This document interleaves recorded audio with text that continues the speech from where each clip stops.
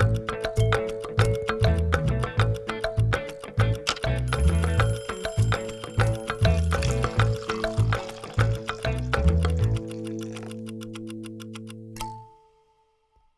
and welcome to Coffee with Jenny B. It's conversations over coffee. It's about community, connections, what brings me joy, and everything in between. I'm your host, Jenny Sackleback. When you think about energy, energy is all around us. Our bodies are made of energy. You know, it's interesting when you think about energy because in human design, I'm what's known as a generator. And when you think about generators, they're used to produce energy. And so I'm constantly full of energy and I can go, go, go, go, like the Energizer Bunny. And then at the end of the day, I collapse and I'm stopped. But sometimes during the day, my energy flow can get a little muddled, can get a little, I'm not even sure what the technical term is, but I just don't feel the same way. And so sometimes I can feel like I get into a bit of a funk. And what's interesting about being in a funk is that when you're used to being so energetic, it doesn't feel quite right. And so when you are in a funk and you need to heal your energy, who do you see but an energy healer? My guest today is not only an integrated energy healer, she's a psychic medium, she is also a project manager and a crazy bird lady. Please help me welcome Irene Wagner. Hi, Irene. Hi, Jenny. So I'm so happy that you're here with me today. Thank you. Thank you for the invitation. I appreciate it. You're welcome. So I want to start first of all by talking about, well, we've been friends for over 20 years. Over 20 years, okay, yeah. We'll say yeah. that. Yeah, we'll say that. Yeah.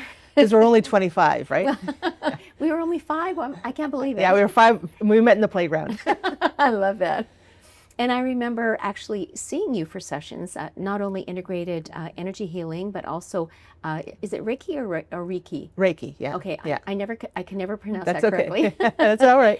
And also psychic medium. Yes. So I remember that, well, we've had a few sessions where I've been able to speak to people that have passed on, so to speak. Yeah. So how did you get into being a psychic medium? Did you kind of fall into it? Was it a calling? It's interesting because my whole life was technology. It was all about technology, which is, I became a project manager on the technology side.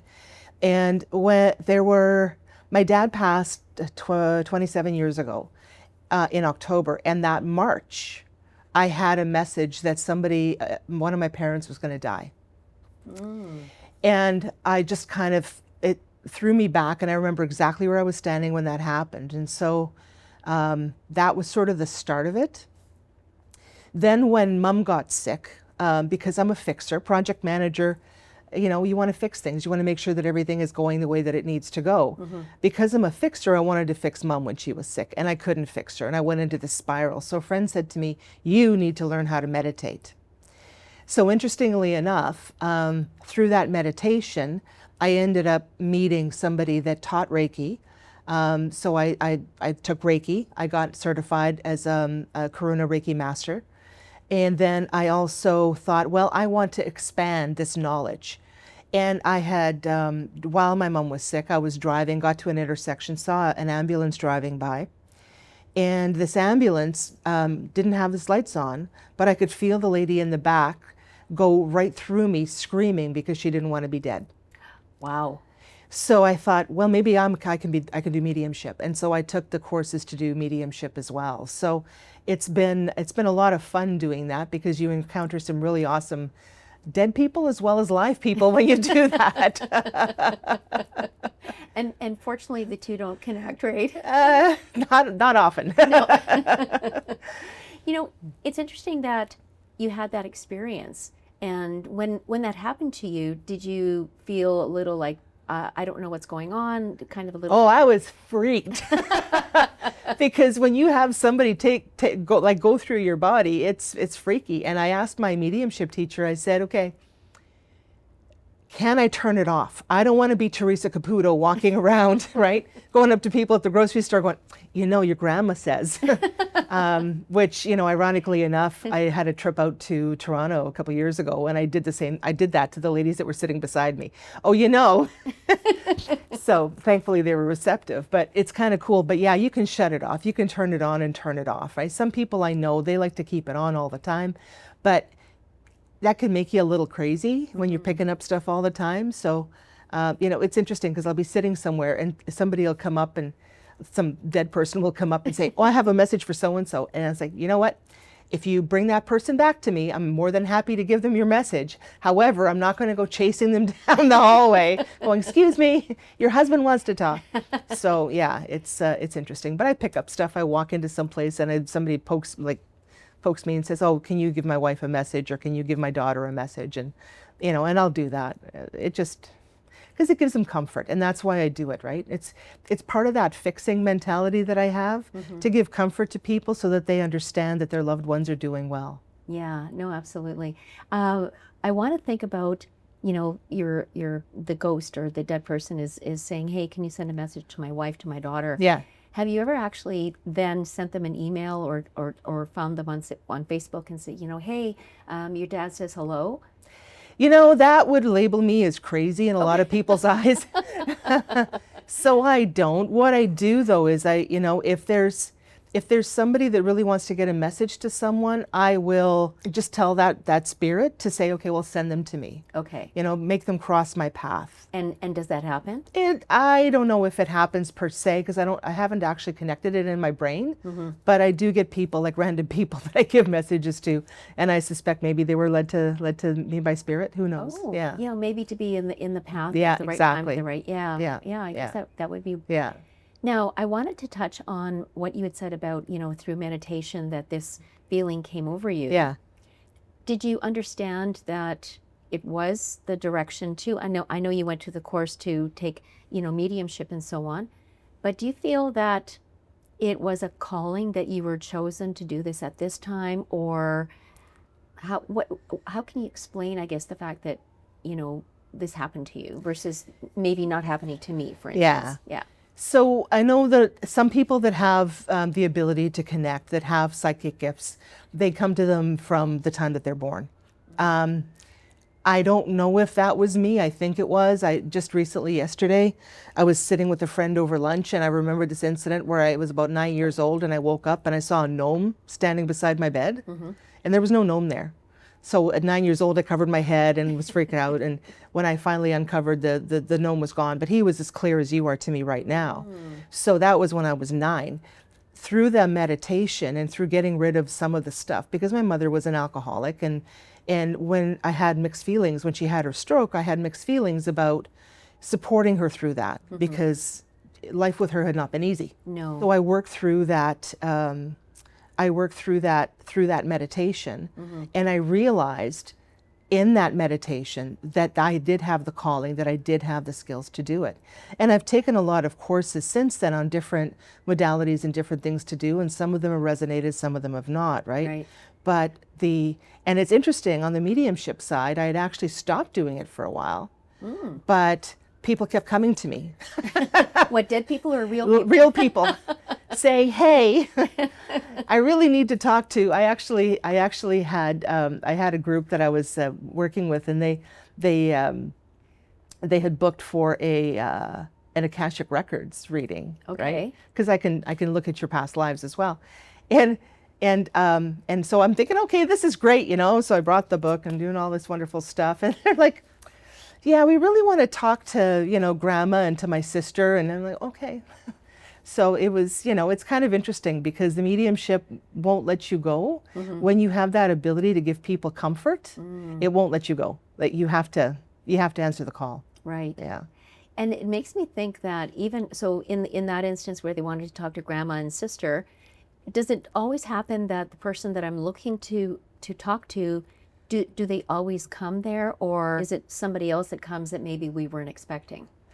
Yeah, it's interesting because I have been told by a lot of people that I've done readings for that I get people that nobody else gets. I don't know why that is. I don't think I'm special in any specific way. Well, but I disagree with that. Hey, thank you for that. But I get people that nobody else gets. And so that's interesting to me that, Spirit feels safe enough with me to come. But I have had situations where somebody's wanted to speak to a family member, and that family member is, so what I've been shown, a couple of different things. I've had a more rambunctious family member standing in front with the shy one standing behind, and the shy one doesn't want to talk until I coax the shy one out, right? Okay. And I see it physically as, say it's a man or a woman that's got the bigger personality, and the other one is standing behind just meekly, But I've also had situations where the family member that passed was not very nice. And so what happens is that they don't think that they should talk to, they don't feel like they're entitled to deliver messages. Oh, okay. Yeah. And so I pick up on that energy. Like, one of the things I'm very empathic as far as emotion and as far as feeling. And so I will pick up on a deceased loved one's feelings. Hand gestures that, somebody's father has done. I've actually had one time, the lady that I was channeling had passed from lung cancer. And I was speaking to the lady that I was channeling for. All of a sudden, my voice disappeared. Oh. So I was speaking normally, and then in the blink of an eye, I was speaking like this, and I couldn't talk. Oh, interesting. So I said to her, your mother died of something lung-related. She couldn't talk at the end of her life. And she said, that's right. Huh. So, yeah, so it's interesting. But I tend to ask Spirit to take that away quickly because it's not comfortable. No, I can imagine. Yeah. Just talking like this wasn't going to get me far in life. No. I had a reading from you actually not that long ago, and it was actually a really special one, and I want to talk about that right now because I still think about that reading and I think about the message that came out of it. And so it was my friend Allison, and after she had passed, I kept thinking about her, and she was constantly in my mind, and I kept wondering, how is she doing, and what was she thinking during that time, and so I asked you if you could see if I could talk to Allison, and you asked me to send you some photos of her, Yeah, which I did, and then you were able to, and so when we got together, you were able to bring Allison there, and I was able to get her thoughts about her experience, and the fact that she was able to, first of all, share her thoughts and what was going through her mind, and the positive message that she was able to give me, and that that brought me a lot of peace, knowing that she was finally at peace. yeah. But I was hoping that it was actually giving her some peace as well.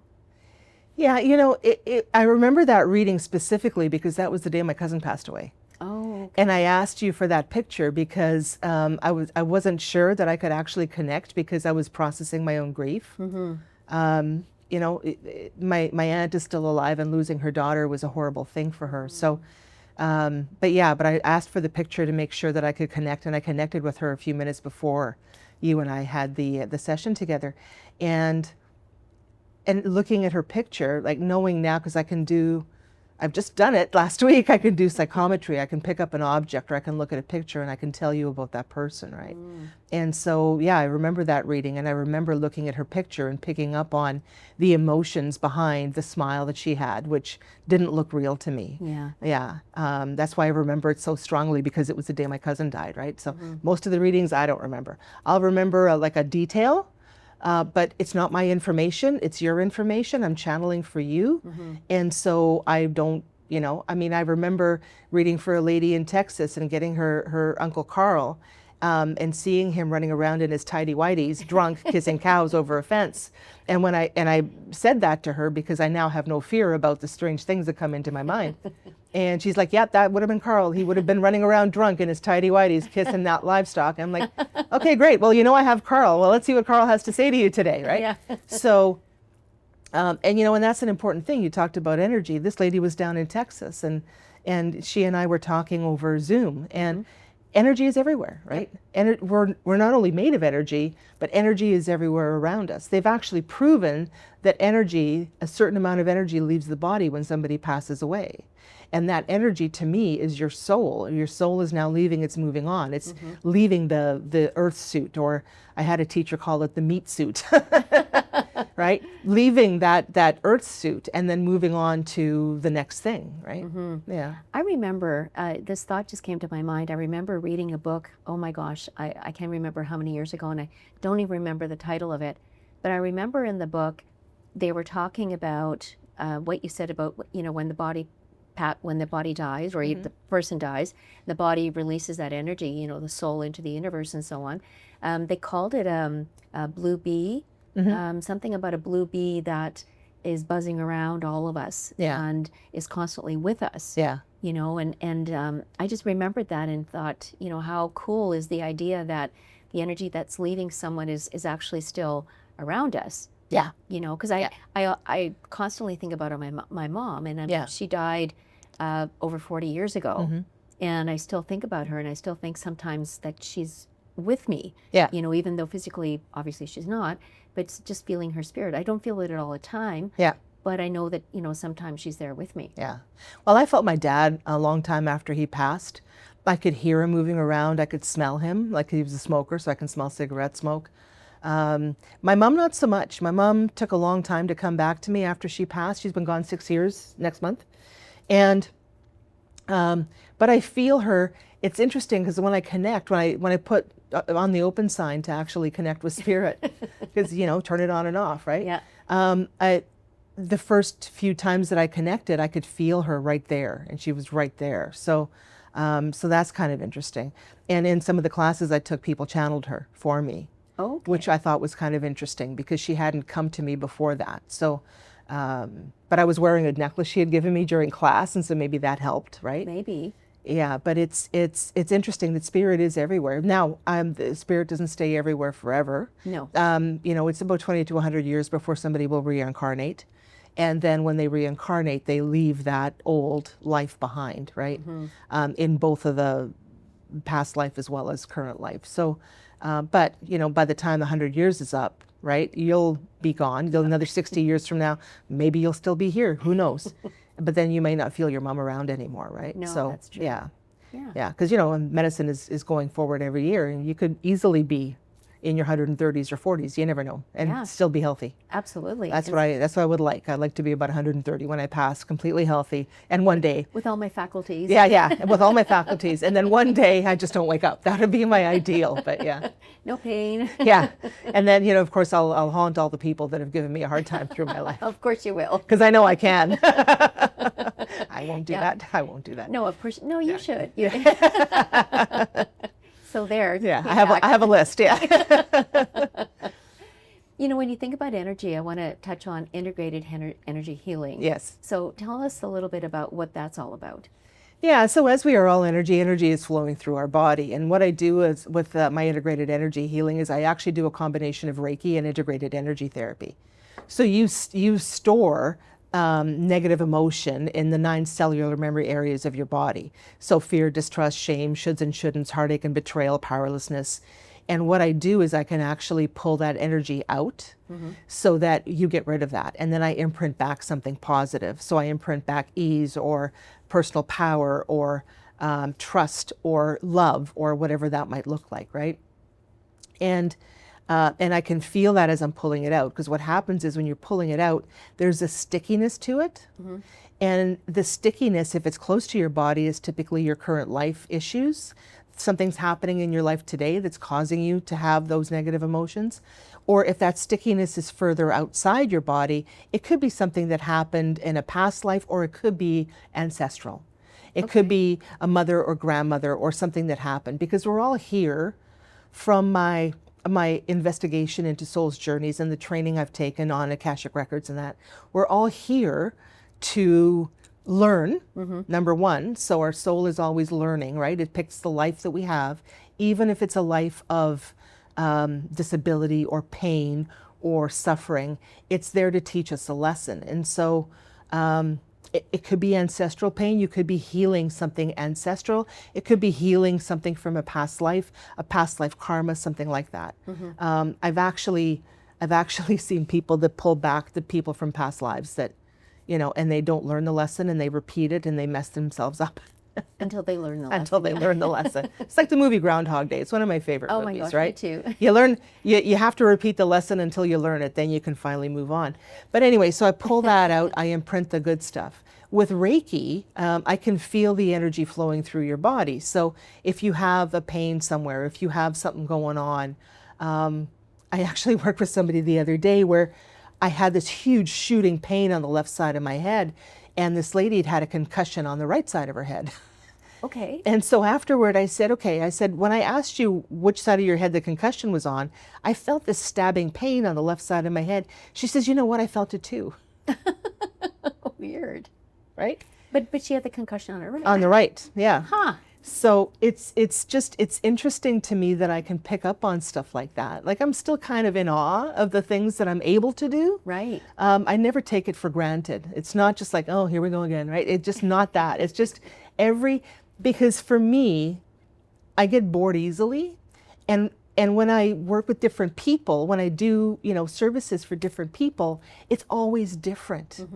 When you're channeling a loved one, it's never the same person. There's always a different personality, or there's different circumstances, or maybe you're healing a mother-child relationship because it wasn't a good relationship, right? So the energy part of it is cool. But what happens with me, and I know it happens with some of my friends in the community as well, is that when I'm doing what I do, I get other stuff coming in. So I'll get a spirit coming in out of the blue. I'll get a past life that shows up that relates to some trauma or some physical pain in the body. I was working with somebody one time, and she was saying, I've got this real pain sort of mid-body. And I actually saw her carved in half by a broadsword back in the 1300s. Oh my gosh. Yeah. That's bizarre. Yeah. And what was her reaction to that? I didn't tell her. Oh. Oh, okay, good idea. Yeah. So there's also ethics to what I do. Ah, gotcha. I just said to her, well, it came from an injury back in the 1300s. Yeah. Okay. Yeah. Although if she watches this now, she'll know. But but she was definitely carved in half. Studying Akashic Records is where I found my dragons that I work with, right? And I love my dragons. My dragons are so awesome. But they actually healed me when I was in the Akashic Records. They healed me from a sword injury to my back. I could feel the sword injury, and I could feel them using their flames as healing to cauterize the wound, to heal the wound. So, and that's energetic. I mean, you have to have a certain vibrational energy, as we all have vibrational energy. Everything has vibrational energy. It's all made up of molecules, and molecules are never stagnant. Science has shown us this, right? Yes. But you have to have a certain vibrational energy to get up that high, and so to get up into the Akashic Records. So energetically, I was there, and I was healing things for myself during those sessions that I did as part of that training, right? So I think part of it is energetically, I'm healing myself at the same time I'm working with others. Okay. Yeah. I get that. Because I'm channeling that energy. People say to me, okay, well, when you do an energy healing, don't you get tired? And I said, no, because it's not my energy. Yeah, that's true. I'm channeling energy, right? Yeah. Yeah. That's true. And because when I think about, channeling, you're absorbing that energy too. Yes. Right? But at the same time, you're absorbing it, but then you're releasing it. I'm releasing it straight away. It's just a loop. It Yeah. just keeps going. Okay. Exactly. Yeah. So that makes sense. Yeah. Yeah. It's interesting with your background in technology and being a Yes. project manager, and then doing this, and of course, science is everything. Yes. And to me, it makes sense that you are taking little bits of everything and making it work for what you need, and also for the people that are coming to you and what they need as well. Yeah. Yeah. Yeah, and I've recently started doing a little bit of spiritual coaching, because I also do card reading, and it's funny because when you're psychic, right? So you pick up stuff, And if I pull a card for somebody, one day it might mean one thing, and another day for a different person it means something totally different. At least that's what I get. So I've now started doing a little bit of spiritual counseling where people come and they have issues. And I will, and it's interesting because I can use a couple of different decks and yet the messages are the same depending on, regardless of the deck that I pull from, right? Right. So I will then say to them, okay, so here's where I see some blocks in your life and I see this is what you should be looking at. However, I will always say this to everybody. Everyone has free will. Mm-hmm. Even though your soul comes with a specific intent in this life, you always have free will to make whatever choices you want to make. Mm-hmm. They can be good choices or bad choices. If they're bad choices, then you can always make a different choice, right? Right. Look, I talk to people about listening to your gut, right? Because your gut is your higher self, your guides, your angels actually telling you the best way forward. Mm-hmm. How many times have you said to yourself, oh, I wish I would have listened to my gut? Yeah. Yeah. Yeah. I've said that to myself too, so I know. But yeah, it's when you start to go down the path that I have gone down through that spiritual connection, that psychic ability, you get to the point where you understand that there are greater forces than ourselves. Mm-hmm. And, you know, if you're religious, you call it God, you call it Allah, you call it Buddha. If you're spiritual, you call it something else, right? Mm-hmm. And there's a lot of different names for it. But we all believe in a greater energy, something greater than ourselves. Mm-hmm. You know, I work with angels. And it's funny because once I learned about the purpose of angels, it wasn't like supernatural at all. You know, Michael and Raphael weren't bad characters. They're actually great characters, right? So, and now I can't watch Supernatural because when they, you know, diss Archangel Michael, I'm like, no, he's not like that. It's just moving forward. You know that you're supported. You know that there's a greater energy out there. You know that that greater energy is out for your highest good. Mm-hmm. And you know how important it is for your own thoughts and patterns and beliefs to keep in the positive, to not dwell in the negative, right? Yeah. You know, when I do Reiki and integrated energy therapy, I always say to people, or I usually remember to say to people, you know, say, please allow me to accept the energy I need for my highest good.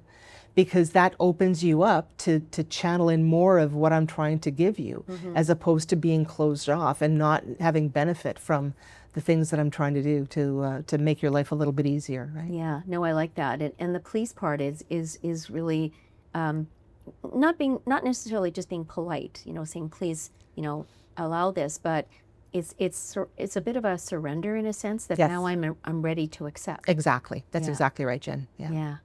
I want to talk about, you mentioned the word support. Yeah. And I want to talk about your support network at home. Yeah.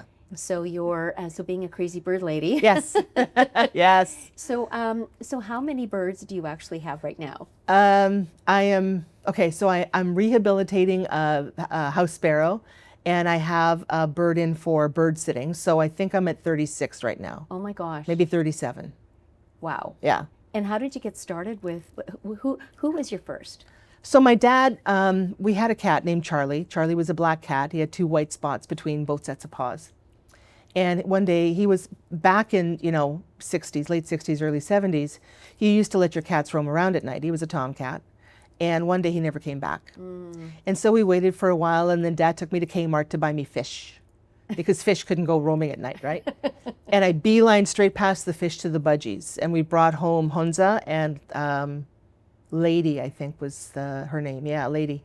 And so 2 budgies. One of them was like a beautiful cobalt blue. The other one was a light blue. Mm. And so we had those 2 budgies for a long time. Mm-hmm. And I have never looked back, just to keep on accumulating birds. And I joke now that it takes all of the birds that I have to actually equal the effort it took to look after Mom after her stroke. Oh my gosh.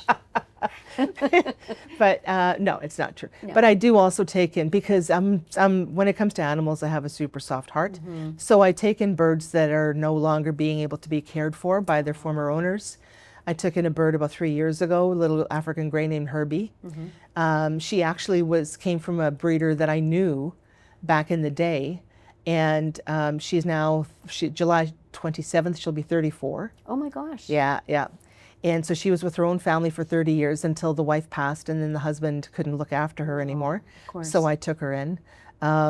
You know, I've got birds that are over 30. I've got birds that are 18, and then I've got some of the ones that I actually purchased, like my favorite man, Storm, who is now,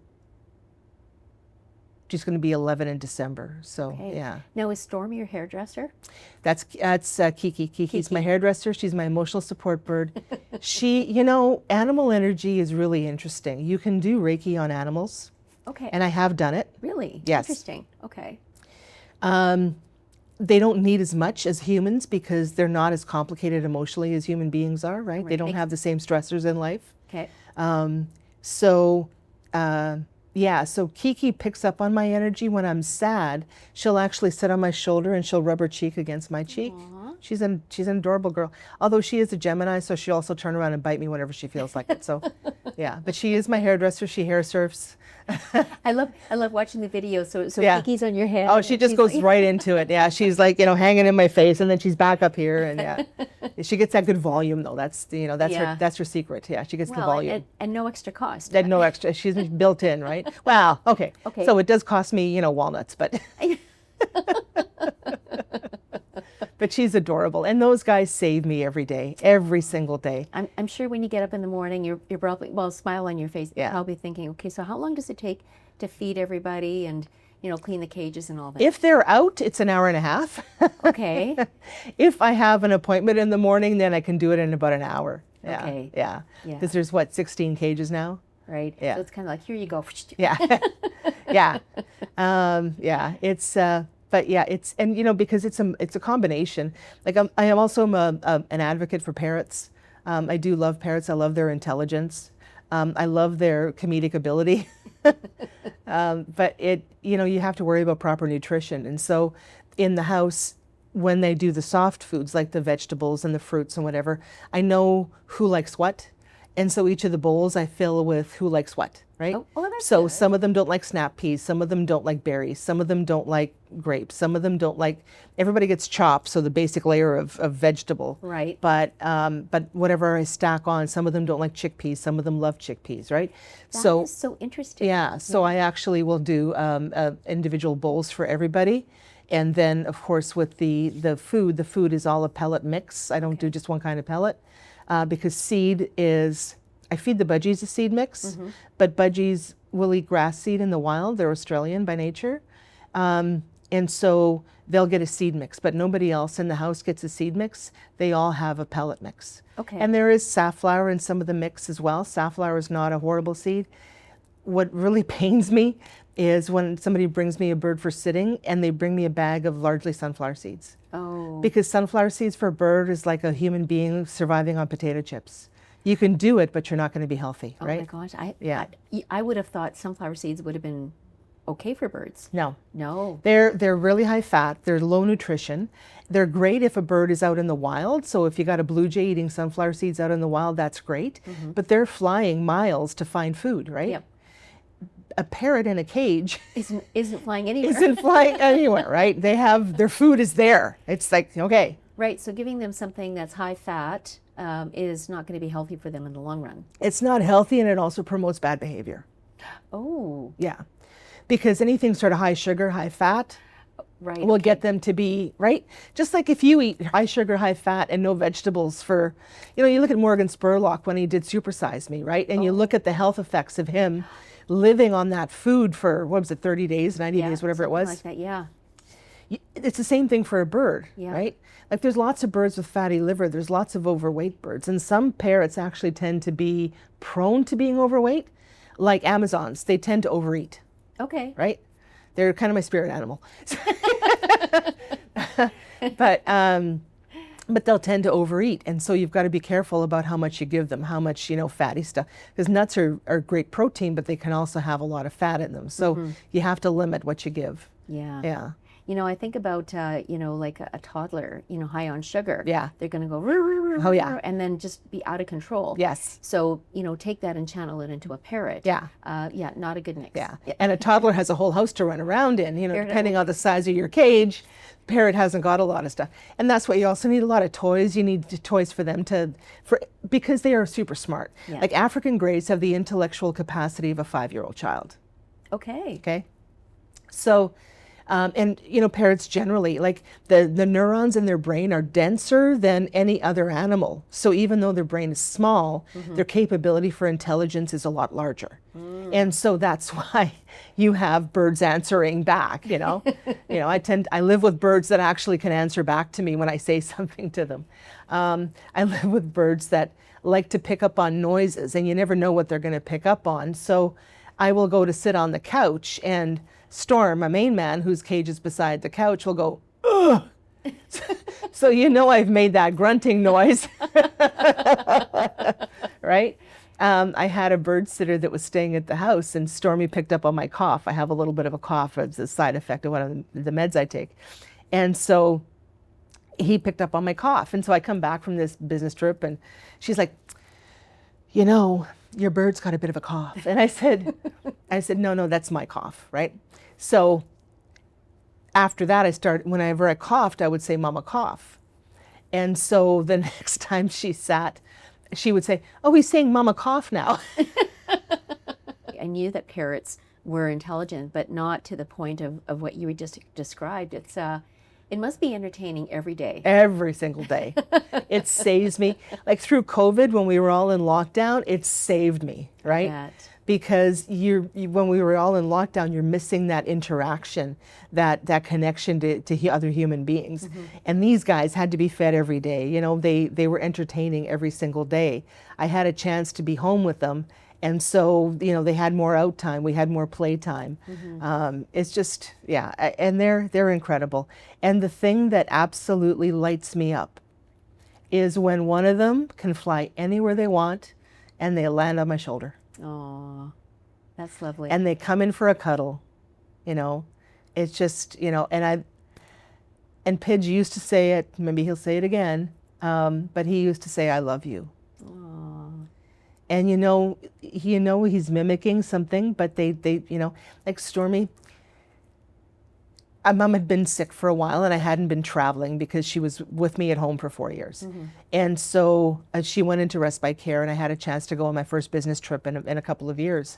And I was really nervous about it because I hadn't been traveling for a while. You know how it is before any trip. Do you pack enough? Have you got all your stuff? Well, Storm was out. He was on the range hood, and I was doing their breakfast before I left for the airport. And he saw my suitcase sitting on the table in the kitchen. And I said, yeah, Mama's got to travel. Mama's going to be away for a few days. And he looked at me, and in this exact tone of voice, he said, Mama, home. Oh. I almost canceled the trip. Right? Because of that, the way he said it, he was so sad. And I thought, oh, baby, I'm only going to be gone for 2 days. I'm so sorry. It just, Yeah. They're just amazing. They're just amazing. You can just feel the love. Yeah. Yeah. Yeah. Well, speaking of amazing, this has actually been very amazing, learning more about, being a psychic medium and integrated energy healing and... Crazy parrot lady.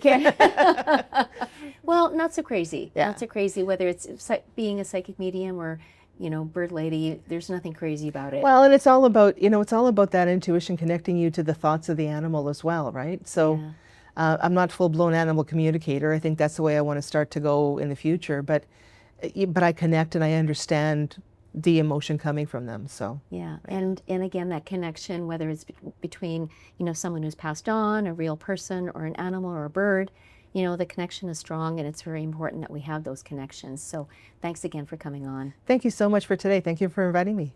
So this has been Coffee with Jenny B on the Multicultural channel. I'm your host, Jenny Sakovac.